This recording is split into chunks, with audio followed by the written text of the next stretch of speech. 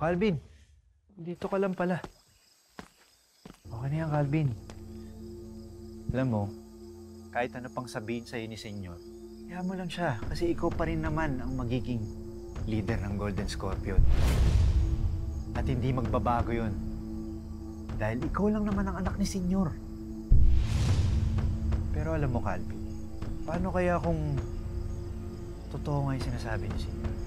Na may anak nga siya sa labas. Siguro, chick boy dati yun si Senyor, no? Tama ba ako? Pwede, di ba?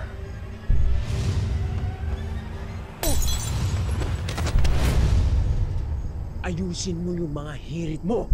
Ako ba, Calvin? Binibiro lang kita. Ikaw naman, no? Ayos na, Calvin. Ayos na. Ayos na. Biro lang yun. Ikaw naman, no? Walang ibang pwedeng maging leader ang Golden Scorpio, kundi ako lang. At kung sakali man na meron akong kapatid, papatayin ko siya. Papatay ko yun.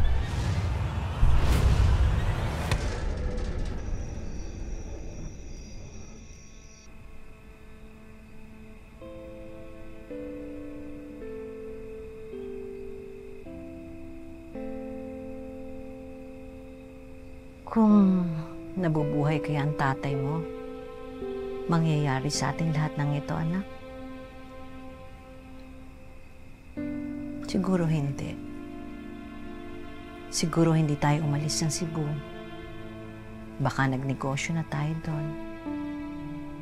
Tapos ikaw, baka nakapagtapos ka na ng pag-aaral mo at ngayon isang ganap ka ng pulis. Alam ko may rason ng Diyos kung bakit pinibigay niya sa atin lahat ng mga pagsubok na to. Pero sa Kanya rin ako humingi ng tulong para huwag ka mapahamak. Na sana'y layo ka ng Diyos sa mga disgrasya. Kasi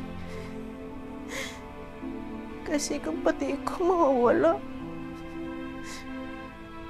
baka hindi ko nakakayanin pa. Ikaw na lang ang meron ako, anak.